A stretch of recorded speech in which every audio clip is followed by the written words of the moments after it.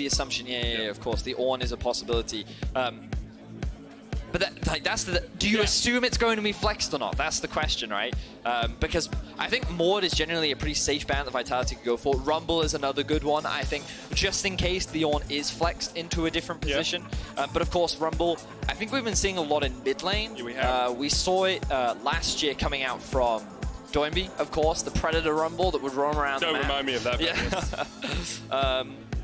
So yeah, I think that Mordekaiser would be a pretty good ban for Vitality. For SK, they do not get that first pick, so I think that they want to try and take away some of the other strong champions that still exist. I like the Ryze ban. They could also consider taking things like the Diana away if they want to try and limit the mid lane pool even more. Of course, with a lot of the mid lane or the current strong mid laners being banned away, you're kind of moving into Nocturne mid territory. No, not Nocturne mid territory. You're never that far into the pool.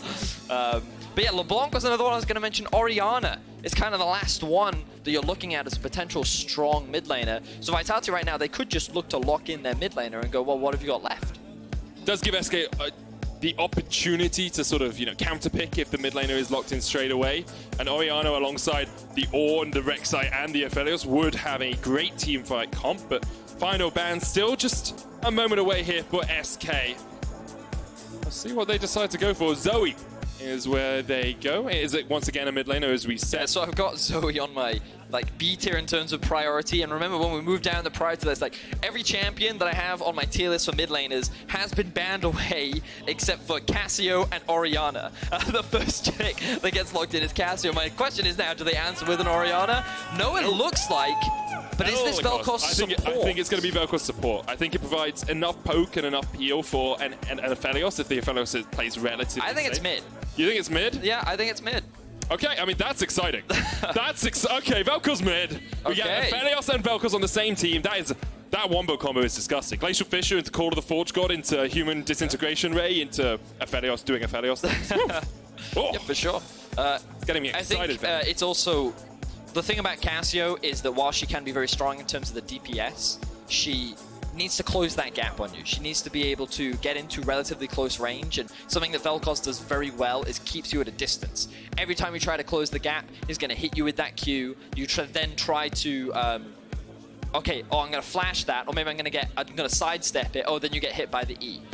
It's very obnoxious trying to close the gap against this champion, and that's why I love this Leona final lock-in from Vitality, because you need something that can just press that go button so that you can dive on top of them, that engage.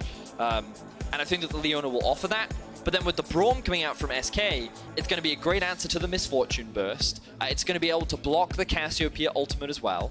So I feel like SK have the more well-rounded draft. I think it's safer as long as they don't make too many mistakes in the early game. I think they have much stronger late-game options, because it's going to be very difficult for Vitality to force these fights unless they can find a successful flank, similar to what G2 were able to do. So Vitality will need to play around the vision game and around that Leona ultimate. I do see a cleanse on Crownshot on that Aphelios, making it even harder to keep him locked down. And of course, Severum can heal you up in the lane, so you don't need that heal as much as perhaps you might.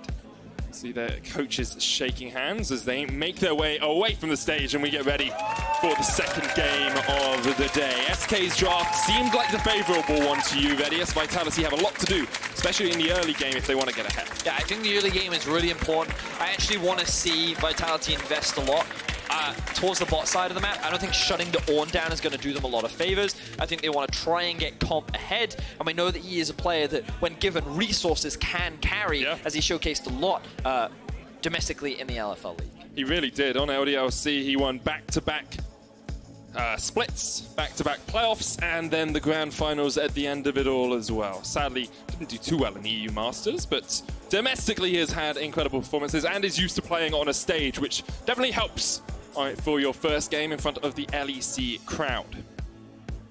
Here we go. Onto Summoner's Rift. That Vel'Koz mid. Gotta admit, it surprised me. Gotta look at this level 1 though. We can see Vitality looking to set up some shenanigans. Early vision going to come out from SK, so that will mitigate any early playmaking. No one's going to hit that ward. Ah, there we are. That extra 10 gold is vital for the bot lane matchup, Vedius. It's not. It's a 1 CS advantage. I call that winning. Ooh, notice the cleanse on Crownshot. He's going to be like, ugh, avoiding the CC. I did talk about that. Yeah, I know. That's why I'm saying. Ugh. Oh. And I'm like, notice it, Medic. Did you notice it? I noticed it in pick and ban, which is why I talked about it. That's really good. Good job. Good spot. I don't trust pick and ban. Oh, I understand that. Pick and ban has told me that they've all ran Smite before. Yes. And I'm like, you know what? I don't think that's accurate. That would be a fun game of League of Legends, though. But now, Medic, have you noticed that Crownshot's running Cleanse? Oh, he's running Cleanse? He is running Cleanse. That's pretty cool. Yeah, he is running that. And why is that good? It's good against Leona because when she tries to all-in you, you can remove it. You can remove the crowd control with the Cleanse. You know what a good Leona can do? Tell me. Zenith blade onto you, and then just hold the stun. Yes. Just never pop the Shield of Daybreak. You know what else we can hold? The game. The game. We're pausing very briefly. Limit is the one that threw that one up.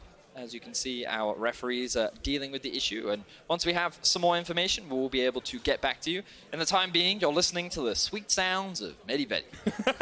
We're starting our own podcast on day one of the LEC. No podcast. It's just I'm just letting them know who they're listening to. We're here for game 2. We had an exciting game 1. If you've just joined us, SK versus Vitality, 2 rookie rosters. A lot of new players on stage, a lot of familiar faces as well.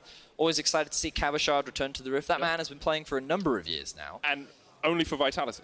Only for the only player from the original Vitality squad with like Shook and Nuke Duck who is still around. Yes. Of course, he did have a stint with Gambit a little bit before Vitality, but he is a player that has been around for a while now. And many eyes look to him to be the primary carry of this roster. And we'll see if he'll be able to make that one work out. Have a break, Vedi. Now, we here on the caster desk, because there is a pause, are in fact having a break. And due to our recent sponsorship, we can do that with the wondrous Kit Kat, which you two can at home. Grab yourself a Kit Kat, have yourself a break. Yeah, it's nice. Camera, cut to us, and then do it. I don't think they want to, Vedi. I think we should concentrate on talking about SK and Vitality but for a while. I had a bit prepared. Were you going to eat it finger by finger? Or no, I was going to show them how I eat a Kit Kat. Okay, so let's talk more about SK. Because that's how normal people eat Kit Kats. Yeah, and that's the point. That's how you're supposed to eat a Kit Kat, Medic. There are some people that like eat into the side of it. Like this? And oh my, what have you done? Who eats a Kit Kat like that? Well, it's the width of my mouth, so I just... Anyway, we're back into League of Legends. Literally eating it in half. Oh, we're back into the game. Excellent. Catches up, Medic. What have we missed? Chewing. You're having a break? We got to get off the break. The pause is over, Medic. Okay, so we haven't really missed too much. Interestingly, Trick started at Gromp. No, he started at blue buff, now he's going across towards the Gromp. Skeanz started at his red and has now gone all the way over to the Wolves, and perhaps not even doing a full topside clear. He's going to come across here and then clear this bottom side, perhaps look down towards that bottom lane for a gank. Yeah, so he can do Gromp if he wants, and that will give him level 3. But something that Ender has spoken to me at length about, and I really mean at length, is that junglers often will just do one side of their jungle because of how quickly the camps actually respawn. So I wouldn't be surprised if we just saw Skeanz constantly return to his bot side of the map. Krugs, you don't need to do them anymore because of all the additional XP that Gromp does give you. And I do think that bot lane is an easy lane for Vitality to play around. Obviously, with the why do I forget that? Cleanse available on Crownshot, it will be a little bit harder. But you can see a wave stacking up. Cabochard does have his teleport. They do have some vision control on the bot side river. Like right now, it's looking like a potential dive. Always dangerous to do against the Braum. So dangerous against the Braum. But it's an option. It is. We're kind of giving those options available, seeing what they want to prioritize. Now, Skeanz has just walked across the ward. He will not step too far forward here. I'm not sure if he spotted out that those Razor Beaks had been finished. And it looks like he's just going to settle for the Scuttle. Of course, if you can get double Scuttle, you can put the enemy jungler miles behind in the early game. That may be what he tries to do. Slight CS lead for Comp and Jactroll on the bottom side of the map, but there's a wave pushing in, and Crownshot should be able to equalize that pretty quickly. Cabochard able to push in the top side of the map. We saw this in our first game of the day, Aatrox versus Ornn. Ornn, he's not really supposed to do anything. He just kind of sits back, chills. At level 6, he may have some kill pressure because you can swap over to the Ignite with the Spellbook, and especially against an Aatrox, you can have a lot of damage. People always underestimate the power of the Ornn. But right now his wave is in a bit of an awkward state because the tower did end up killing one of those minions, and that's slowly pushing towards Cabochard. So he's not going to try and push this. He's going to force Sacre to overextend. Oh, never mind. He's just going to use his Q on the wave. All right, fair enough. I suppose he does have his jungle on the top side, so he could look to just push this wave in now, force it under the tower, and then look for an early base, try and get in the base before Sacre. Then maybe he doesn't have to burn his teleport.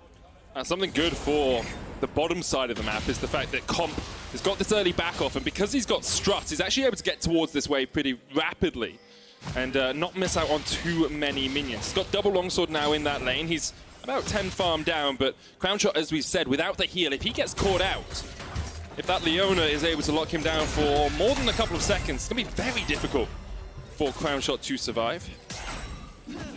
Sacre going to do a base after seeing Jenax do the same thing. Of course, Sacre does have the teleport, which means that he can go back and buy the tier and then immediately come back into lane, maintain that small CS advantage that he does have. You can see how safe it is for Jenax in the mid lane. We briefly spoke about this matchup during Champion Selects, but what you're going to see Jenax do a lot, he doesn't have the strongest wave clear at early levels, but he's very safe, very difficult to gank. Often you'll see a defensive summoner spell, like a heal or a barrier to provide that extra bit of safety, and he's just going to farm and wave and slowly ramp up throughout the game and honestly make this Cassio's life difficult as we see a playing bot. Looking for the lockdown, but there's a cleanse straight away from Crownshot. He's got the Infernum. Jactroll has to flash away. Skeanz is here. The double up connects. There's the Sonic Wave as well, but you can't really jump in because Trick will just unburrow. You see Skeanz was thinking about it, but the Rek'Sai had his number. So both junglers in position to set up for the play on the bot side of the map. Good response from SK as they get the flash out from Jactroll and the heal from Comp. So overall, SK coming out ahead in this early skirmish. Gold's still very even. Both teams slowly ramping up as Cloud Drake is on the board. No team's playing for it yet. Crownshot not having the cleanse does mean he has to play that little bit more safely in this bottom lane. Of course, Limit can step between Crownshot and Comp and put up that Unbreakable to mitigate quite a lot of the damage, but Leona at the moment is in such a strong state, and I'm not going to say overpowered because I'm a Leona player, such a strong state that she can probably 1v1 the AD carry if he's caught out. So Crownshot needs to be just that little bit more cautious. He should be fine. In the middle, I love how you lead it with, because I'm a support player. I have a 60% win rate on Leona. I have played 4 games on any other champion. It's really reasonable that I, as a support, can 1v1 the enemy AD carry. I think that's fair. They can 1v1 me. Yeah, I'm just evening out the balance, guys. Exactly. Honestly, it's about time. As a tank with 1 item, I should be able to kill the enemy AD carry. Well, Skeanz is going to kill the Cloud Drake. Yeah, this is a good quick shot crying in the background. But I'm actually a massive fan of the changes to Cloud Drake. Yeah. 10% cooldown reduction to your ultimate, really valuable. I love it when it's a Cloud map, largely because I don't like the speedy boost thing. Don't think that's super valuable. But Jenax actually roaming top. Flash away by Cabochard. Life form with his integration ray just rips through him. Not really too much you could do there. Sacre will get the first kill on the board for SK. Good kill. Good roam from SK as well. They recognized that the Drake was going down. Their base timings were not optimal, or at least in a position to allow them to contest or challenge that early Drake. And honestly, it's not really worth fighting for that very first Drake because the stats aren't massive. So they used that opportunity to roam top. They had a wave stacking up. Trick is now behind Cabo, but he's not going to look for anything as Sacre is not in a position to answer. So again, if you look at your minimap, you can see that Cassio had to go and answer the mid wave. A very clean dive coming out from SK. Trick was here as well. Overall, everything came together, very clean set. Yeah, as soon as you flash away, you know that life form disintegration ray should be able to find its mark. Sacre locking Cabo up against the wall made it very easy for Jenax to get the damage down. Across the board, no real first completed items. It's only 8 minutes into the game, but we can see the essence of them coming in. And there's no real massive gold leads either. But this is fine. This is around the time when the game broke open between G2 and Mad as well. We'll see if anyone gets caught out. But I feel like fights happen a lot earlier, largely because junglers want to try and force action earlier. I feel like that it's a lot harder for junglers to have an impact compared to how they used to because of how they ramp up and how they scale throughout the game. So a lot of junglers this day and age are looking to try and have influence early on, so within the first 15 minutes. And that's why you see a lot of these Lee Sins, Rek'Sais, Elises. And now that Trick has hit level 6, he's pathing towards the bot side of the map. Sacre has pushed out top, and you can see, I thought he may look for a roam towards the mid bot side. But I feel like action is a brewing. Skeanz on a ward. Once again, Trick is down here. They're going in. Look at the damage, and you can see Limit almost taking down the Unbreakable. He's ticking away. There's the Ignite. And if the AD carry has cleanse, just go for the support. There's the action that we were hoping for. Yep. Vitality are able to answer back with a kill. They secure it onto Limit. He didn't hit that level 6 mark yet. So Vitality used their level advantage to force a play, and even though Skeanz was spotted on a ward and Limit was trying to play defensively, it wasn't enough. Vitality answered with a good kill. It means there's only a 300 gold difference between the two teams. Skeanz on the board in terms of assists. Sacre's going to be able to chase out Jenax. It didn't hit. You gotta run, dude. You gotta run. You gotta run, as you say. He's going to heal away. Second Noxious Blast will connect. Jactroll, Skeanz, and Comp teaming up here off towards the top side. They know there's no objective on the bottom side of the map. You just go for this Rift Herald and see if you can force Sacre out. It's a good swap from Vitality. I liked it. SK did see the Drake go down earlier, but they didn't want to swap too early into the game because they were still pretty low level. But Vitality, after getting that kill, knowing that they can get a good reset in, have now decided to swap, which allows them to be in a position to set up, contest for, and play for this early Rift Herald. And I think early in the season, this is always what we're looking for from teams. You know, a degree of coordination, everyone looking like they're on the same page, being able to make these standard, in inverted commas, macro plays. And then as the season develops, you see more of that synergy come out. You see more of the big plays made between, you know, jungle mid laners or the support duos. So the thing I always look for with rookies is how many risks are they willing to take? Yeah. Because it's scary. It's nervous playing on the stage, especially in front of a live crowd. You don't want to be the person that costs your team the game or has a bad game. So more often than not, it's better to just take the safe approach. Oh, can I go for this trade? I could, but why risk it? So let's not. And one of the big advantages, and I mean, we saw it in game 1, teams that are willing to take those gambles can often turn games and swing games and be that avenue into finding an advantage. And like, we are seeing Jactroll make a lot of the plays towards the bot side of the map, but as we approach the mid game, as we get closer to these early tower plates falling and the map opening up a little bit more, I'm looking at which players are the ones taking those gambles, which are the ones stepping up, and which of these rookies that we do have on the Rift right now are willing to showcase the stuff in the early. There was actually a great interview that Dash did with Golden Glue on the LoleSports channel, talking about that very thing, where Golden Glue said, I used to worry that people would flame me if I made mistakes, and then I think it was Reaper said to him, look, you got to make the mistake because you never know if you can make the play unless you've failed it a few times. So we'll see. That's my solo queue mentality. Like, I fail you could not do it in lot. my game. I fail so, but you know I'm learning. It's all a learning process, Nick. You've got to learn with me. You know, like think about the beginning of your casting career. It was just failure after failure, but then by working with me, you see how you grew and got better. You see? I definitely grew physically. Of course, it's always a pleasure to catch with you, man. Always Had fun. a lot of fun so far in the first 2 games. The Ocean Drake now going to be secured by SK. But if we actually look at the wave state and the positioning of SK, this is a bit of a gamble by Trick. Can he steal this one away? Yes, he can. And there's tunnels. Yeah, exactly.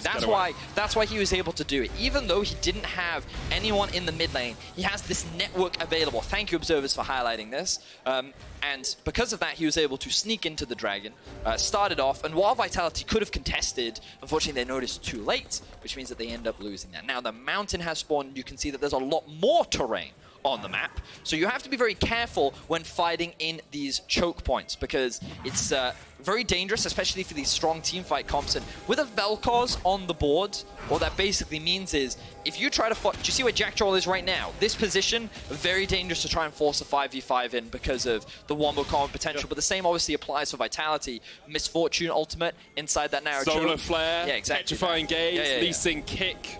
So you got to be careful. Like, it can be both a good blessing and a curse, depending on who the initiator is in those situations. Well, we'll see which team is able to pull the trigger. That Rift Herald is there off towards the top side. Neither team's actually been able to secure the first one as of yet, but Crownshot still not completing an item on this Aphelios. Went for the Zerka Greaves with a BF sword, but Essence Reaver on comp, so he has that little bit more combat strength. Seraphs is stacking up for Sacre in that middle lane on the Snake Lady, the Cassiopeia. I mean, across the board, things are pretty even. I do want to give some credit to Sacre in that top lane. He's been able to keep that CS deficit that we've seen in an Aatrox versus Ornn matchup pretty close. It's only about 10 farm between those 2 laners. Of course, he did get that kill. That helped him a little bit. Yeah. Sacre now hitting level 11, as you can see on your screen. And they're going to hand this blue over to Jenax. So level 11 is a pretty big spike for a lot of champions. They will have that second point in their ultimate, a lot of extra damage. The Aatrox is coming up. He does have the TP. TP used first by Sacre. Here we go. Solar Flare's going to land on the back line, and there is the bullet time. Trick has to flash away. Teleport coming in by Vitality. Call of the Forge God, though. That's in a great position. Jactroll knocked up. The Moonlight Vigil sniped him down. And Crownshot is getting chased off towards the top side, but the Rift Herald has been restarted by SK. Skeanz could look to steal. Hasn't got his flash. Has got the smite. Sonic Wave. Didn't see if that connected. It can't have, because there's the smite. Trick secures it, and the more experienced jungler wins out on the day. So, SK played that very patiently. They used their range to their advantage, and they didn't get baited into this team fight that Vitality were trying to force. Now that they were able to kill, or at least force Vitality back, they're now in a position to secure this mid tower. And this will be the first tower of the game. So, overall, very well played by the SK squad. Very good stuff all around, and I said Trick, the more experienced jungler, not only in terms of LEC years, but also on the map. He's level 9 to level 7 here. Trick, level 8 at the start of the fight. So the positioning is not optimal for SK. You can see that Limit and Trick are the ones that get engaged on, but of course this is a Braum and a Rek'Sai, so they just soak up a lot of the damage, they buy time, and Crownshot, while ultimately shouldn't have been able to get into the fight, uses the very long range of his ultimate to snipe out the target, find himself a kill, and with a numbers advantage and no ultimates left on Vitality, SK can walk in, secure the objective, and walk back out. There's a minute and a half before the Mountain Drake spawns as well. Still a long way away from a soul for either of these teams, but with all of these level 11s being hit, you have to expect more action on the Rift. 15 minutes in, there's about a 1,500 gold lead for SK. Trick caught out here, looking for the tunnel away, will get the knocker, but Sacre just sinks in those fangs. There's another kill across towards Vitality, 2-2 at 15 minutes, and SK maybe not done yet. Inferno Chains lands, doesn't quite connect onto the Limit though. He's going to try and dodge away. There's the Unbreakable. Skeanz going in with the chase, and there's the bullet time. Limit pops the stopwatch. Skeanz low, already down. Crownshot takes one. Aphelios opening up, and Crump has to jump away. The Cleaver from long range was hitting his shots. Oh. Now Severum is the gun of choice for Crownshot, and Vitality 5 members strong here. Well, 4 members will just all back away. Meanwhile, Sacre was just proxy farming the wave in the top lane. A lot of picks going back and forth. Honestly, kind of a mistake coming out from Trick. He thought that he was safe moving into that side of the map because of all the vision that he had, but because Sacre had priority in the mid lane, he was able to move first, and with a great use of the miasma, they could find that pick onto Trick. But then Vitality got over eager. They tried to force a dive onto Crownshot and Limit, and, well, we're about to see the payout of that effort. Oh, we're going to see Sacre. Oh, we were. He was just waiting in a bush. He's just waiting without vision. Trap. He sprung once he found his prey. Snake in the grass. Snake in the grass, indeed. We'll find that kill. Big shutdown as well. 500 gold into the back pocket of Sacre. He's going to be very, very happy about that one. And kill score very even once again. It really is, and I want to think about how this game develops from here, because it's only 1,000 gold between the two teams. You've got an Aphelios who scales really well. On the other side, you've got Cassio that scales really well. What are your expectations for the next few fights and next few minutes, Vedi? Well, I think it's easier for SK to start team fights, but one of the things they have to be careful of is the amount of zone control available on Vitality.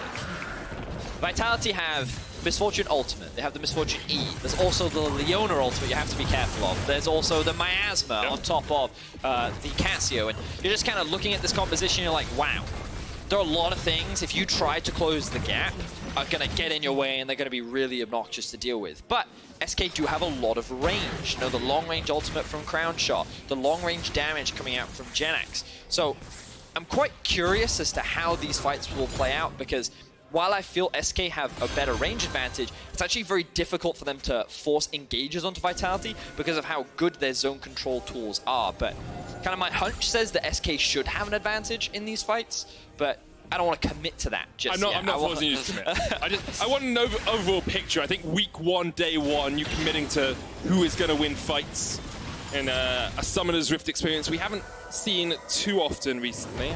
It's not something I'm going to force you to do, Vedius. We are starting to see those first couple of items across the board. You can see Leandry's alongside the Seraph's Embrace, upgraded for Sacre.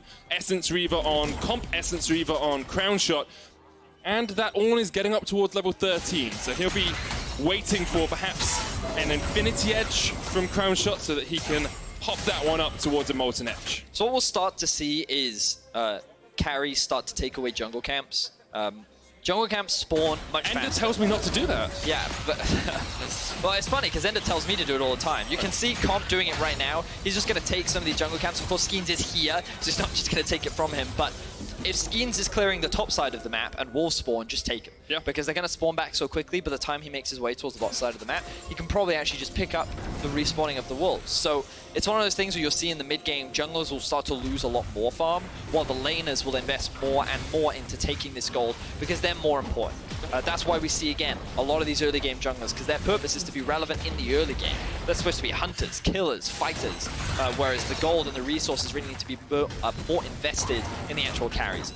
I mean, that makes sense to me. Vitality actually yet to get on the board in terms of turrets. I was just noticing that SK have cleared that entire tier 1 set. And once again, Vitality didn't really have the vision control to know they were safe here in the top lane to take down that tower. So a 2,000 gold lead for SK, going to come predominantly from the turrets line they have taken. There's about a 20 CS lead between the AD carries, but right now that's nothing too consequential. Yeah, a lot of the gold difference is actually between top and jungle, surprisingly. The farm advantage coming out from Trick is what's giving him that advantage initially. So I love that. It's just like, gonna charge at you and exhaust. Yeah, he just wants to use it. Get it out of the way. Once his teleport available. Baron is up. Dragon is going to be up in 2 minutes' time. This game has been a lot more chill compared to what we had in the last game. And so we talked about like nerves of rookies, people less experienced playing on stage. Scaling, scaling. Oh yeah. That wasn't a snake joke. Promise. We already made that. Oh wow! I didn't even think of that. All right, well, use it for later then. Sacre scaling in the top. He knows Trick's there. He saw him. There he goes, straight to the Petrifying Gaze, and Skeanz is waiting round the corner. The Dragon's Edge kick is not going to be enough, though, and the Lightform Disintegration Ray finds its mark. Trick still dies somehow off towards the side, just poison takes him down. Even with Sacre teleporting in, SK were not able to react. Wow. So Sacre was able to turn that actually in his favor. He now secures himself 3 kills and a small gold, well, kill advantage to Vitality. Oh, here we go again. He knows. Here we go again. Jenax has prey. the flash on the chase. There's the miasma. Can't flash away from that. And the chase is on. Skeanz and Sacre team up once again. So they find another pick.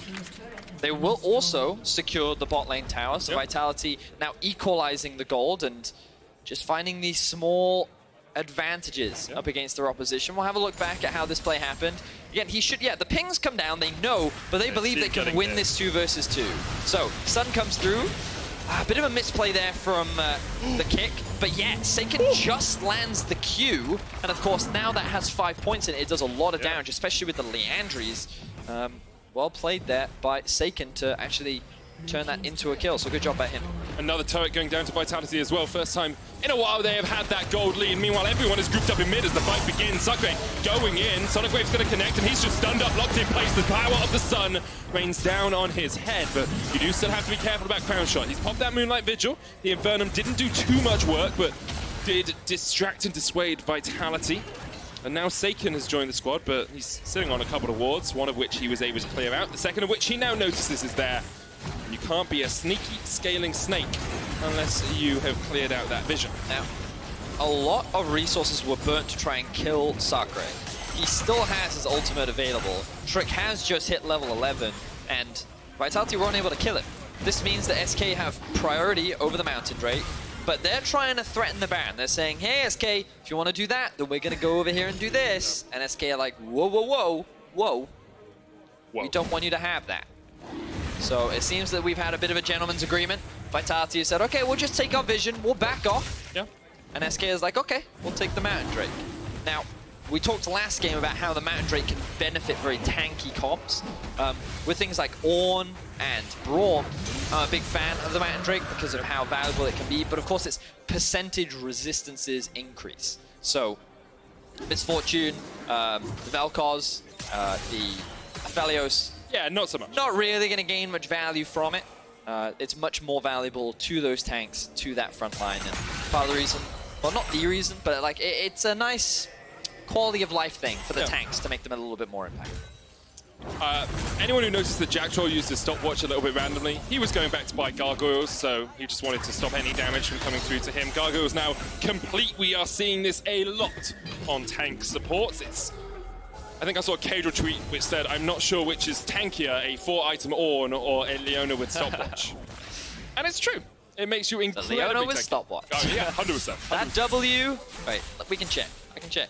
So it doesn't work with W because it's... No, but the W just gives... Oh yeah, flat armor and magic. Yes. Like 40 and 30, I want to say? Right now, it gives the Leona... 40 and 40. 52 and 54. 52 That's armor, strong. 54 magic resistance. And then you just increase your health by 40% or 100%, depending on how many players are around you with the Gargoyle Stone Plate. That's the thing with Leona and Nautilus. If you're building a first item, make it a Gargoyle Stone Plate, because you're always going to be in the middle of the enemy team. That's fair. There you go. Wise words from Medic, the support main. I have like a 60% win rate on her, just because she's slightly... I mean, I noticed that you've now casually dropped that twice in this game. I wonder how many times you're going to mention it throughout the day, Medic. I think it's just very important that I remind people how good I am at Leona. Just so that when you give people Leona facts, it's like, it's from a credible source. Guys, I know what I'm talking about. It's like if you gave me a Nocturne fact. Yeah. Let's not talk about Nocturne right now. It's not going well. In any case, the Dragon spawns in about 3 minutes' time. Baron isn't up. One thing that we haven't spoken about yet this game is the Baron taking power of these teams. Cassio, very good Baron taking champion. She just melts through that objective. I believe that Aphelios is also a good Baron taking champion, depending on what weapon he has available to him. Gravitum, depressing. But if he does have the Crescendo, that Baron just gets like melted. Oh, he's got it, Betty! No, he's not going to do it now, is he? He's not he's like, well, Crescendo, got to do Baron, let's go. Let's go. No. Okay, Betty, because the game has been a little bit slower, do you want to play Medic's Quiz? No. Couldn't think of a good name. Good name for Medic's Quiz. Medic's What are the subjects? Trivia. Okay, we have one subject. Okay. Trick. Okay. Okay. We are guessing how much damage Trick has done to enemy champions this game. I'll give you 3 options. 3 options. Less than 1,000, between 1,000 and 5,000, or more than 5,000. Less than 1,000. It is less than 1,000, okay? Let's play again. First option, less than 500, between 500 and 750, or more than 750. I'm going to say less than 500. Less than 500, Vedius. Okay, here we go, last time. This is a tough quiz. 240, 360, or 480. Is it 240? It's 240 damage to enemy champions in 26 minutes. He's done less than 10 damage a minute to enemy champions. Oh. But he did get that rift out. I mean, that was a fun quiz. Here we go.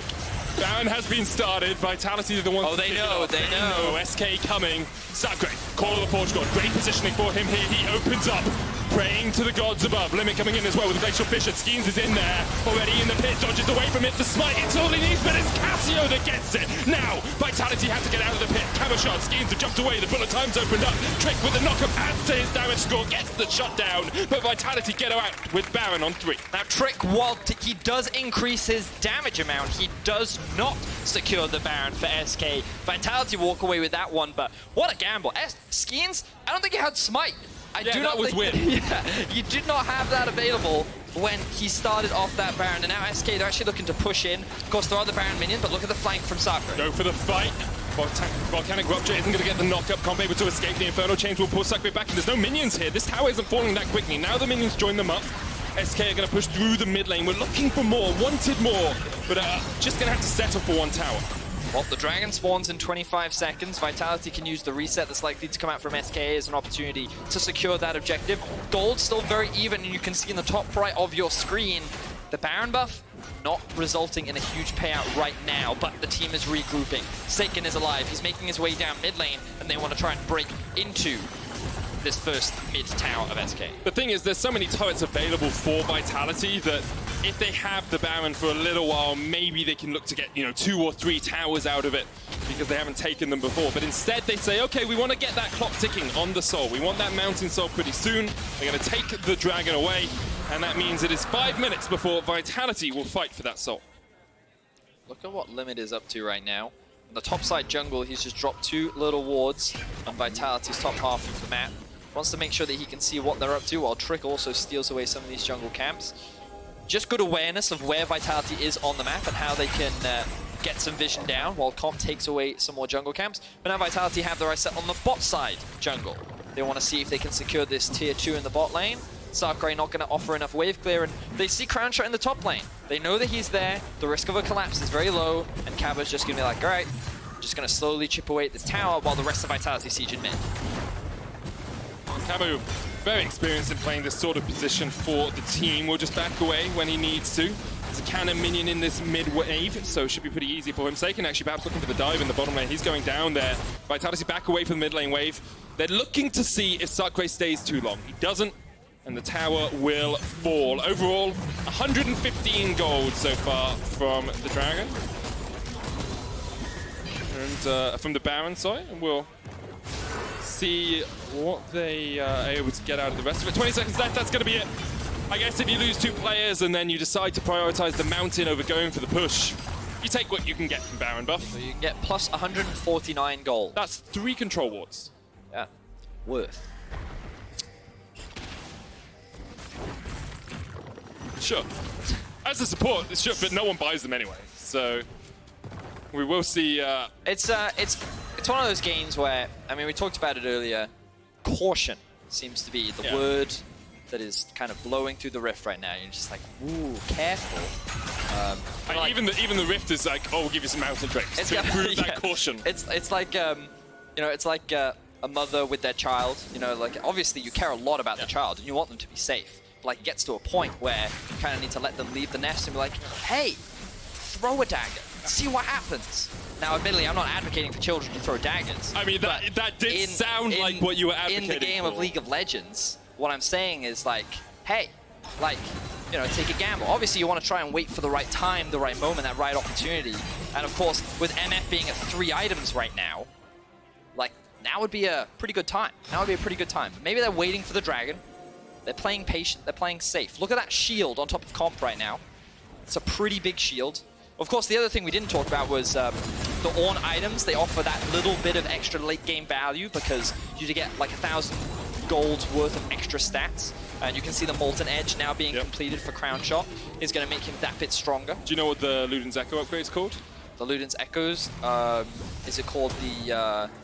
Okay, if you don't know, just say no, because I need the punchline to come pretty quick. I'm going to say no, I don't. Luden's Echo, Echo, Echo, Echo, Echo. Crowd hated it. Thank you, John. That was like golf claps. That's I had to look at them and point at them. Very like, entertaining, Vidic. Yes, well done, yes. It was better than have that one. Well, I was trying really hard. I was like, is it like the Molten Echo? No. Maybe it's the... I know the Zhonya's. Zhonya's is Zhonya's Paradox. The only one I know is Molten Edge. Well, that's because I said it in the last game. No, but I also just know that one. Do you know what... Whoa, ooh, okay. Miasma coming down. Sacre might just die before the rest of his team can come in to save him. Noxious Blast doesn't quite connect the second time, so Sacre just trading in here. The rest of SK on their way, and Sacre caught out. Even with the Petrifying Gaze, isn't going to be able to do too much. SK find a kill in the top lane. Yeah, the moment that knockup landed from Sacre, that was all SK needed to jump on top of Sacre. He's going to lose his life. But Vitality will answer with a mid-tier 1, so they can't really complain. Sure, their mid lane is dead, but there's no real objective on the map to play for right now. They can't convert it into a Baron, they can't convert it into a Mountain just yet. So Vitality, they don't really lose that much. Not at all. It is the Luden's Pulse, by the way, Vedius. I've just looked it up. So we were actually changing the wrong word. We were I changed Luden's Echo into Luden's Echo. Medic. We were both wrong. It's all good. Okay.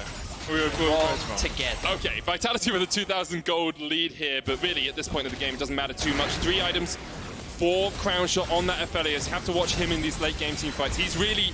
Him alongside Jenax's Lifeform Disintegration Ray is all of the damage that's going to come out from SK. Ooh, here we go. Oh, look. He's got Severum. Oh, and he's got Infernum. I mean, it can still hurt. Infernum and Severum, like, he's going to shred through this. Yeah. He's going to go... Oh, look, Vitality actually can't get anywhere near this. They have, like, 0 vision control. the observers highlighted how much they can actually see, and for Vitality, it's complete darkness right now. Yeah, all of Vitality's vision is based around this soul that might be coming up in a second. Sacre may be giving the game away as he pops the call of the Forge God. Skeanz is on his way, could look for the steal. What a play it would be on your first day in the LEC, but Trick secures it, and now Sacre has started up the Mountain Dragon. It would be their soul, it would be their fourth, but SK running 5 members strong down towards this bottom side to stop them in their tracks. Now Jactroll and Vitality have the flank. We talked about it all the way back in pick and bans. Vitality need these flank positions to start off a fight. Jactroll going in, the power of the sun comes down, but he's not able to land it. Sacre though, now has the flank position. Looking at the damage onto Jenax, almost takes him out, but Crownshot is opening up. He has the Cleavum, the Crescendum, everything just shredding through Vitality, but the soul has been picked up. Vitality have it. Still, you can see the damage coming out from Sacre. He will fall in the end. Comp gets one, Crownshot gets one, but Vitality end up getting the soul. Wow. Vitality, yes, they secure the soul, and SK, they walk away with the Baron buff after that. Vitality's now going to pick up that hefty shield that they'll get as a result of having that soul, but let's have a look back at how this play happened. Sacre is getting in a position to flank. Medic, you talked a lot about it, how Vitality need to try and find these flanks, and I thought with the positioning that Sacre had, this was going to be a one team fight for Vitality, because immediately you split the team up. Trick and the Sacre on one side, Sacre having access to the carries, but really good response from Trick and Limit as they see Jenax in danger, both flashing to protect him. Of course, this does leave Ornn vulnerable, and it leaves the Mountain Drake available, but it was more important to keep the carry alive, and so Crownshot does pick himself up another kill. He's now level 16, 4 items completed, and he's feeling very strong, but also no summoner spells available on Jenax. Props to Sacre for finding that flank, because if you had been able to kill Jenax there, that could have been a huge swing and a massive win team fight for Vitality. And as you said before the replay, the Mountain Soul now picked up for Vitality. You get this shield that scales with AP, with AD, and with health. And it means that really burst damage is just a lot harder for the enemy team. They can't just shred through you in a moment. They have to slowly chip away, but with something like an Aphelios, you can do that in these team fights. So Crownshot the one to watch alongside Jenax. For the side of Vitality, you have to keep your eyes on Sacre. He's been in the right position, the right time, too many times to count. Now, SK are looking towards this bottom lane. Trick with a good prey seeker will spot out Skeanz and Sacre. Going forward for the tower. The Baron buff still on for 35 seconds. Been a good Baron power play for them so far, but they want to open up just a little bit more of the Vitality base. They secured the tier 2 in the bottom lane. They would really like an inhibitor with SK, or an inhibitor tower at least. But Vitality going to pop the bullet time to stop that from happening. A lot of damage coming out. Look at that shield from Comp. Yeah. Mountain Drake definitely paying dividends in that aspect. It's going to be very difficult to kill this Misfortune. Also has a Bloodthirster as well. So. And the shield from... Overheal. Yes, and also the shield from Lee Sin as well. Oh, all the shields. Safeguarded, overhealed, Bloodthirster. There we go, though. This is the siege coming out from SK. You can see how much zone control is coming out from Vitality, but the ulti now coming out from Sacre. Oh, Cabo has the flank. Here comes the team fight, and Trick is locked up at the start. Jactroll hasn't get away. Moonlight Vigil coming out there. That disintegration ray. That was the Gravitum. He locked him in place, and with it, they could follow with the Vel'Koz, but still, no one yet to fall from Vitality. The minion wave too far away for SK to push in. Very close team fight between both these teams, but no one ends up dropping. Vitality are able to hold onto their base, and SK are able to get away with their lives. That was a scary flank coming out from Cabo. That looked like that was going to be a game changer, but SK, they were prepared for it. The ultimate came out early from Sacre, goes on to Sacre, meaning very difficult for him to get into the fight. A lot of the damage being absorbed initially by Jactroll, and remember, Comp did not have his ultimate available. Then, when Vitality gets closer and they try to engage on the SK, that's when they use their range to their advantage. Jenax fires his laser, and there's no way in which Vitality can commit to the fight. I really like that combination. Crownshot switches to the Gravitum, chucks out the Moonlight Vigil, then roots everyone in place, and then the laser comes in. But unfortunately for SK, they weren't able to pick anyone up. However, if a fight goes that way once again, you have to think they will be rattling in the kills. Now, Baron, up in a minute 40. Elder Dragon, 2 minutes time. Hey, Vedi, you want to know something cool? Would be the first Elder Dragon of the decade in the LEC. Will it, Medi? Yeah.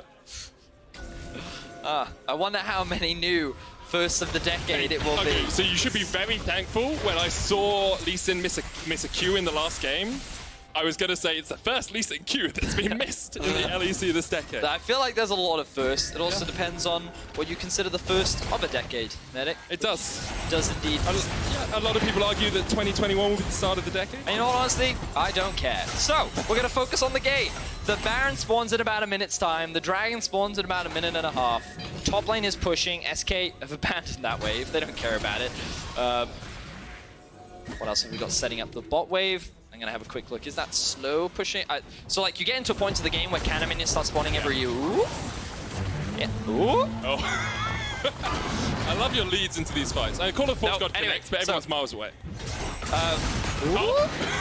Okay, just concentrate on that. If something happens, I'll say it. Okay? Yeah, so I'm trying to look at the minimap right now. So you get to a point in the game where cannon minions spawn every wave. It's like after 25 minutes, right?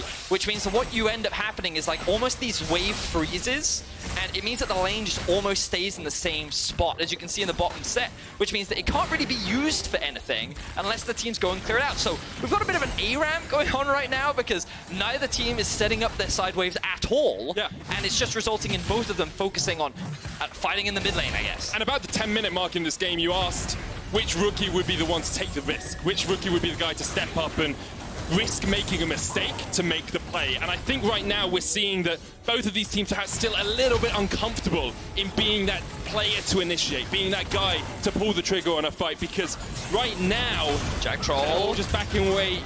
Jactroll lands Crownshot, but he uses the cleanse, flashes away. The bullet times come out. Jactroll down to half HP limit down there as well, but he's going to be healed up. Now Vitality can disengage, but Sacre is going to try and stop it. There's the Moonlight Vigil, not really going to do too much to Sacre, who can open up on Sacre. Down towards the bottom side of the fight, Crownshot is now flanking, coming back from the side. Cabochard stepping forward, but look at the damage from the Crescendum. Straight back into the Infernum there for Crownshot. He will shred through the entirety of Vitality if he can get those off. Sacre gonna have to run away. Baron is up, Elder is up, and SK actually pinning for the Elder instead. They want that. They do not want to give up that huge team fight buff. They're also just in a much better position to contest for it because Vitality could have still challenged for that Baron, but right now Vitality are in no position to contest this. That's why they're rushing towards it. Sacre has gone back to base. He's now going to TP back in, but now they're in a position. Now they're looking to fight. What ultimates are available? None for Jactroll, none for Comp. Cabo and Sacre do have theirs up though. Lifeform Disintegration Ray is there as well. No Call of the Forge God, but that is about 2 seconds away from being available. Sacre stepping into the bush, gaining vision for his team. There's control ward in the pit here. Trick with the Prey Seeker will start up that Elder, and now things get tense. Cabochard once again looking for the flank. Trick gonna tunnel away. Sacre stepping forward, takes out the control ward, but look at Jactroll, look at Skeanz, look at Cabo. See the positioning here from Vitality. There's no vision for SK around there. Now they'll know where Skeanz is. 10,000 HP on the Elder. Jactroll has the flank. They need to realize Crownshot, no flash, no cleanse, perhaps no life left, but he opens up with the Infernum. Stand up. There's the bullet time. Goodbye, Aphelios. Nothing he can do about it. Go back and join your sister on the moon. Sacre there. Gonna get locked up in the pit as well, and that's the Elder for Vitality. Great play around vision, great flanking positions, and Vitality should get this, but Trick is going in. They try to... Oh, it gets him away! No way should you do that, Trick. The 4-time champion of the LEC makes the play his team needs. He does steal away the Elder, but that's not the objective you need to steal away. Baron is far more important this late into the game because while that Elder helps you with the team fights, it's not going to help you defend from a siege from this Baron up Vitality comp. Medic, you called it out. Really good setup from Vitality overall. The whole flank was coming together. Cabochard from one side, Jactroll from the other. And once they executed, they could get onto the flashless Aphelios, who was their target.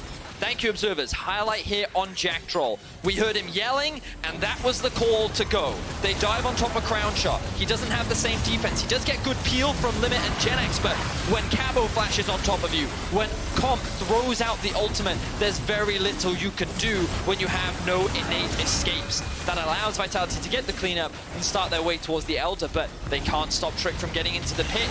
They go for the 50-50. Oh, he smites way too early. Smite about 1,400 HP or so. Trick unable to escape at the end, but Elder Dragon still sitting on a couple of the SK players. You get this huge buff from it, executing enemies when they hit 20% health or less. You get this immolation damage. It's more lasers in the game for you, Vedius. I know how much you love a good laser. Yes, That is true. Now, Thanks Sacre for agreeing with me. Sacre now pushing in the bot lane. He's going to wait for the rest of his team to group up. They're looking to try and control this bot side of the map. Top lane, I don't think it's been touched in the last like 10 minutes. Doesn't matter, they don't need it. Oh, Vitality's actually going to reset here. They've only got a minute and a half left on the Baron. Remember that 30 seconds was kicked off of the Baron duration compared to last year. So you only have a smaller window to actually utilize it now. You know, Medic, did you know that this was the longest game of the decade so far in the FPC? You got me with my own thing! That's cool, man. Yeah, it hurts my soul, though. You know, this was the first Mountain Soul. Why would you have to ruin it? You had to ruin it, didn't you? So, right, where are they setting up? Wait, they've gone top lane. Wait a minute. So this is the thing, you can't neglect a lane for that long. Eventually you have to go back to it. But I mean, they really didn't need to play. I guess, I don't know. Anyway. Vedi, we're 44 minutes into the game. Yeah. We've had 3 Barons. I feel like we've got another 4 minutes in store. We have an Elder Dragon that went to the team that had just lost 2 players. We have a Mountain Soul. I don't think we really know exactly how this game's gonna develop. No, Comp's got a big shield. He has got a big shield, and their tower's going to fall. So this is good. 3,000 gold or so from the Baron buff so far. Wow, that was good damage from Jenax. Yeah, Jenax with a Rabadon's Death Cap, a Luden's Pulse, a Banshee's Veil, and a Morellonomicon will do quite a bit of damage. We've got basically full builds on both the AD carries as well. Who is stronger? And I don't really know either, right? If MF gets a full bullet time off, that's going to be great, but Aphelios has more innate utility in his kit, I guess. At the moment, so it's winning by 847 damage. So, again, I think like both comps are kind of geared towards team fighting. Yeah. I felt like Vitality had the stronger early game, but to me, whenever you look at a champion like an Ornn, you should be the team that has the stronger late game because you kind of get to dictate how fights are started. And you get like a few thousand free gold worth of items, right? So, like, on paper, that's kind of how it looks to me, but execution is a large factor in these fights. We saw that what happens, because Crownshot is the primary damage dealer, and Jenax and Crownshot don't have a lot of mobility, if Vitality can set up where the bullet time can just freely go off, and that Jactroll is able to get a good engage, then you can dive on top of him with Cabochard. But when it comes to a straight up front-to-back team fight, I feel like SK should be stronger because their front line is just objectively stronger, and the range from their carries is longer as well. So that's what I feel, but like the way in which these fights have been playing out has gone in favor of Vitality. But I also think that's just because SK like are too afraid to pull the trigger. I feel like we've not really seen SK be the initiators of a fight yet. So I mean, a lot of inexperienced players on this SK team. Well, not really. No, actually. so Jenax had 7 games in summer. Sacre's been around for, say, a couple of splits. Trick has a lot of experience, but then Crownshot has been around for 2 splits, and Limit has been around for no time at all. Like, I acknowledge that, but like, so if you assume that Trick is your shot caller, your leader, I feel like you could just say engage, and Sacre's just got to press R, right? Sure. So, I don't know. Maybe there's something that I'm missing. You know, it's obviously only game 1 for both these teams, and I don't want to judge them too harshly based on it. Like, I think we can both agree that we have been seeing some... Is trepidation the right word? Yeah, trepidation's a good word. From both of these teams, and obviously, again, they want to start off on a win. Yeah, it's of course important. you do. Like, especially for a rookie roster, to go 1-0 on day 1 is definitely a good morale booster. And in a game against people you expect to be playing basically around the bottom of playoffs, you know? For sure. So, it's understandable why they're playing safe. We'll just have to see who is able to finally get that successful engage off. And right now, it's SK that have priority on the mid lane. They've protected those minions. Yeah, the fact that some of these minions have survived makes this a free tower. Oh, okay. Much. Vitality are actually going for a split push. Yeah, no, that's a massive mistake. You can't do that. So they just get a free inhibitor. Great play by SK, shepherding the minions in. Wait, but now they're in a position to collapse. Yeah, they have a flank position, but Sacre is here, trying to get onto Jactroll, but he face plants straight into the wall. They're looking for Crownshot, but Crownshot didn't even need to use his stumps to get away. The Moonlight Vigil does connect, but here is Cabochard down towards the bottom side, surrounded by 4, into the GA, the kickback, once again it's Crownshot, but look at the damage from Jenax, just ripping through Vitality. Cabochard running for the hills, and running back to the fountain. Skeanz is going to try and get away, but once again, Vedius, the Elder Drake is alive. And Crownshot summoner spells are all still available. It looked like Vitality had a good collapse there, but they couldn't execute upon it. and they end up getting punished. And we got to see a little bit more of the team fighting power. Like, Crownshot was just untouched. Yeah. If you don't get on top of him, he just melts through everyone that comes close to him. He had the crescendum available to him, and so much damage. Now, the Baron is alive as well. Sacre is sitting in this bush. This has to be the biggest play you ever done. He's not going to make the risk. You can see the damage on his screen right now. Sacre did 0-0? He wasn't in the fight. Oh, of course, yeah. He went bot lane, didn't he? Yeah. But here we go. There we go. Will Skeanz be able to steal? Will Vitality even fight through it? You can see they get a little bit of vision with the far side alteration, but Sacre perhaps is going to go in. Skeanz has the blast cone.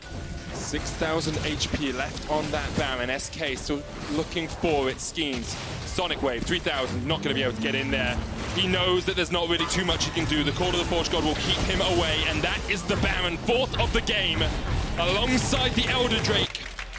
SK now in a commanding seat in this matchup. Yeah, it felt like Vitality had everything they needed to end the game, but then, like, a small mistake here. Like, they kept playing towards bot side of the map. Oh. This was the decision where they said, hey, no, you can push bot, go for an inhibitor trade. But of course, Crownshot's like, hey, I have a bunch of chakrams. So watch Crownshot in this fight, assuming we see the rest of the replay, because Jactroll tries to jump on him, and Crownshot's sidesteps are beautiful. Yeah, so we'll keep an eye as Jactroll goes in. So you see the stun, all the CC comes down onto Braum. It gets wasted onto Limit, and now it's Cabochard by himself onto Crownshot. Crownshot does get kicked in, but the laser does a great job of zoning the rest of Vitality away. Comp, I don't think he even used his ultimate in that fight. And yeah, SK just really good execution, and honestly just mis-execution coming out from Vitality. A bit of a mixed call from them. Remember that Sacre isn't part of their usual starting lineup. It will be Milica replacing him as soon as Milica gets well again. So perhaps they haven't practiced together that much. Perhaps there's a degree of just misalignment on how they wanted to play that. But now SK having opened up that mid inhib with the Elder Dragon still on them. The bullet time going to try and get rid of some of these minions, but there's double cannon still waiting. And you can see how quickly that tower does fall. That's one. Looking for the seconds. They go towards the inhibitor. SK trying to open up their ledger with a win here in the LEC. And it will take something miraculous from Vitality and from Sacre particularly to stop it. Teleport coming in with the flank hit. Cabochard looking forward, but that Nexus tower, the first focus for SK. Lifeform disintegration rate almost takes down Comp. Just ticking away, just about survives. First Nexus tower's down. Sacre stepping on the front line. The damage already on Skeanz. He's going to get locked up. Just need one more order, but can't quite get it. Comp trying to open up. Sacre forced away. Again, one more shot would be enough, but the Nexus should just be the target here for SK. Jactroll jumps in, but the cleanse away from Crownshot. Jactroll almost falls. Skeanz low as well. Sacre there, but the Nexus tower. The Nexus, the target, SK. 1-0 in the LEC here in spring. Definitely a surprising end to the game. A simple mispositioning error from Vitality in the mid lane where they made the wrong call, they made the wrong decision, and SK end up executing better. But like we said it throughout the game, it felt like that there were a lot of nerves, a lot of caution being taken for both teams. And it's expected. It's expected in week one, day one, that perhaps you're a little bit anxious and you have that trepidation, as you said. I think the teams will be able to go home and say, well, there's some very obvious things we want to improve on. We want to have more decisive calls. We want to be a little bit more aggressive. But you take those in the end of the day. At the end of the split, it will still say 1-0 to SK. Like props to Sacre, he did a lot of good stuff throughout the game.